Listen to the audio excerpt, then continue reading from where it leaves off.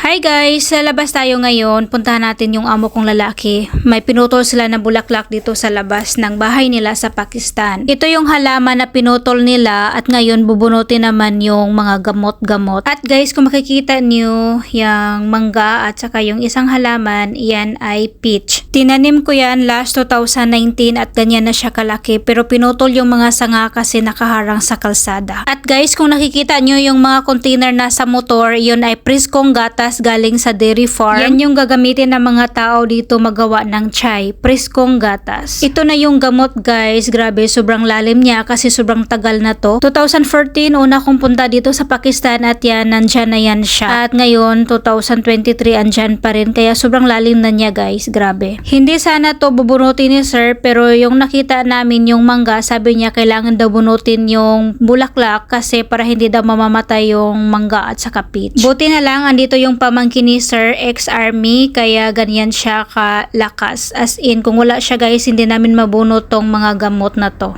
At sila guys, mga apo ni Sir, anak sa pamangkin niya, at may dalawa pang babae nasa loob. At itong nakapula, anak din to sa isang pamangkin ni Sir. At yan guys, time-lapse na lang para mas mabilis yung video kasi sobrang tagal namin natapos. At syempre, tulong-tulong din ako para naman may ambag, hindi lang taga-video, char. At nagkabiruan pa kami dito guys kasi sabi ko, baka mas mauna pang mabunot itong puno ng mangga at puno ng peach kaysa sa mga gamot ng bulaklak.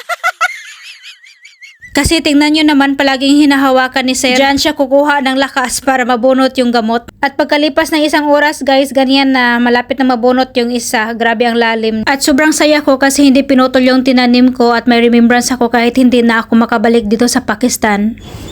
Good job! Victory! Shreddy. Good. Oy! Don't cut my mango.